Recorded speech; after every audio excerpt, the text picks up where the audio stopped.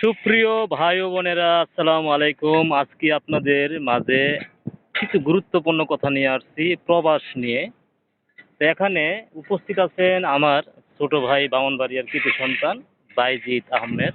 সে প্রবাস আসা থেকে প্রবাস থাকাকালীন মানে কেমন সুযোগ সুবিধা, কিভাবে আসছে, কত টাকা লাগছে, সে সব কিছু আপনাদের সামনে বিস্তারিত তুলে ধরবেন।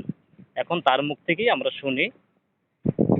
ভাই বাইজিৎ, কেমন আছো, কি লেনদেন আছে এই বিষয়ে বলো তোমার। এখন প্রবাসে আসতে এবং থাকাকালীন তোমার কেমন টাকা লাগছে এবং কি দালালের মাধ্যমে আসছো না অফিসের মাধ্যমে আসছো, সবকিছু বিস্তারিত বলে বলো। আমি সৌদিতে আসছি আজকে 3 মাসের কাছাকাছি।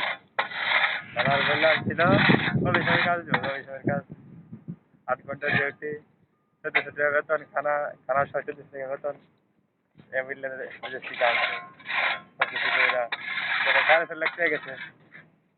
4.5 লাখ দিচ্ছি আর টোটালে 5 লাখ টাকা কেমন। সৌদিতে আসলাম দালালের মাধ্যমে, দালালের রিসার্চ করে আইসা তারপর সৌদিতে আসলাম। আইসা 2 মাস বসে রয়েছি, কোনো কাজ নাই, কাজ দিতে পারছে না। তারপর যে কাজ বলছে সেই কাজের কোনো বার করতে পারে নাই। তারপর বলদ যে কাজে দিছে, আজকে 15 দিন ধরে এখানে কাজ করতেছি। বলদ যে কাজে কলেজের সুযোগ সুবিধা কেমন? 1200 টাকা বেতন, খানা নিজের, টাকা কোম্পানির।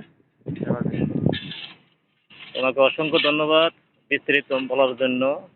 তোমার এই সঠিক তথ্যের জন্য মানুষ অনেক উপকৃত হবে, আমরা এই আশা করি। তো থ্যাংক ইউ, আসসালামু আলাইকুম।